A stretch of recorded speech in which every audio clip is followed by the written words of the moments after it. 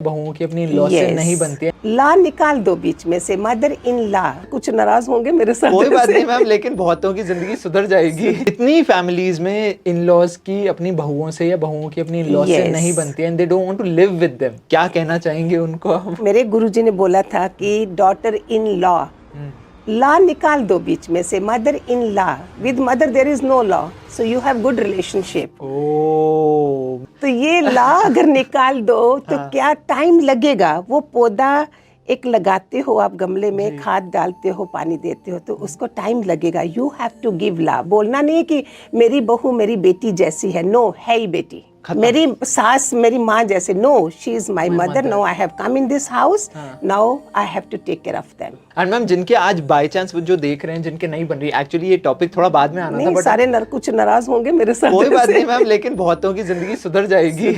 लेकिन जिन बहुओं की अपनी सासों से नहीं बन रही है, आज नहीं बन रही, तो क्या करें? हमें क्यों ये रामायण और महाभारत ये सब दिखाया गया था कि उन्होंने कैसे, कौशल्या थी, सुमित्रा थी और कैकेयी थी, तीन जनी थी ना। जितनी भी बहुएं थी, पहले हमें वो बनाने का मीनिंग है कि इंसानों को कैसे समझाया जाए। उनकी तो तीन मदर इन लॉज थी, तुम्हारी एक ही है।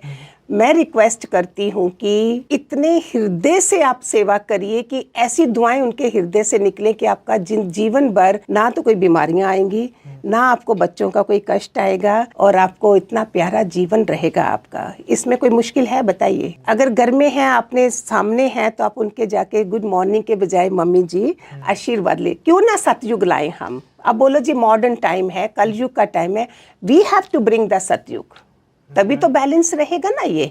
तो अगर जिंदा भी नहीं है, सामने भी नहीं है, you pray when you get up, ask your in laws, mother in law, father in law, mother parents also, ask for the blessings before you get up from the bed. और कई बार बोलते हैं कि संस्कारों वाली लड़की लाओ, कारों वाली लड़की नहीं लाओ। लेकिन आजकल पॉसिबल, जहाँ प्यार हो गया वो अपने आप हो जाता है। देह से प्यार सबसे पहले हो जाता है, संस्कारों से प्यार नहीं हो पाता।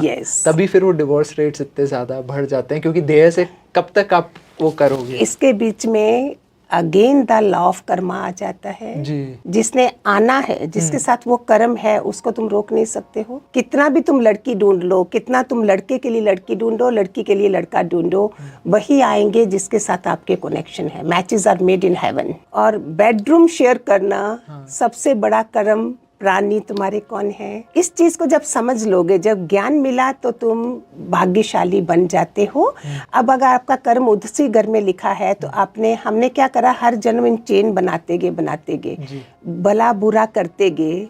इसलिए कोई सत्पुरुष जिंदगी में होना चाहिए। यंग एज में लड़कियों को ऐसा क्लास अटेंड होनी चाहिए, जैसे स्पिरिचुअल क्लासेस हैं, तो उसमें से वो पहले ही सीख लेंगी तो कितने बढ़िया बन जाए जीवन। मुझे किसी की बातें पीठ के पीछे बैक बाइटिंग नहीं करनी है। यू आर डूइंग व्हाट मेरे गुरु बोलते थे, उसके सारे पाप कर्म आप अपने ऊपर ले रहे हो। फिर शांति कहाँ से मिली? फिर वास्तु करो जी, फिर नेगेटिविटी। मैं तो बोलती हूँ सबसे बड़े नेगेटिव तुम खुद हो। ये बाहर से कोई नेगेटिविटी नहीं आती है, मेरी सोच जो है वो नेगेटिव है। कई लोगों को इस बारे में कुछ नहीं पता, and they are living so comfortably.